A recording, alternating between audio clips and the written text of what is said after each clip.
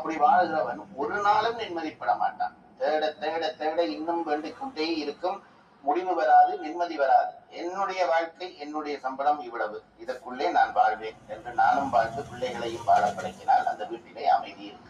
நீங்க சொல்லுகின்ற ஒரு கேள்வி, சொல்லுகின்ற ஒரு விடயம் என்னென்றாலையா, பெண்ணாக இருந்தால் கட்டாயம் வீட்டுக்குரியவளாக இருக்க வேண்டும். வலுக்கட்டாயமாக நீயே வேலைக்கு போவாயா இருந்தால் கணவனை அப்பவும் நீதான் பார்க்க வேண்டும். வலுக்கட்டாயமாக கணவன் உன்னை வேலைக்கு இறக்கி இருந்தால் அந்த இடத்திலே கணவன் அவ்வாறான எதிர்பார்ப்புகளை வைத்திருக்க முடியாது என்று நீங்க சொல்லுகிறீர்கள். ஆனால் இது சில வழிகளிலே பெண் அடிமைத்தனம் என்ற ஒரு பார்வைக்குள்ளே பெண்கள் பார்க்க மாட்டார்களா? இல்லை, நான் சொல்லுவேன், ஆரம்பத்திலேயே நான் சொன்னேன், ஒரு இல்ல வேலையில் ஸ்ரீலங்காலேருந்து ஜெயராஜசாமி பேசுகிறாரு. உலகத்தில் மனசை எப்படி போய்க்கணும், எப்படி ஒரு சாமி கும்பிடணும், ஒரு மனுஷ வாழ்க்கை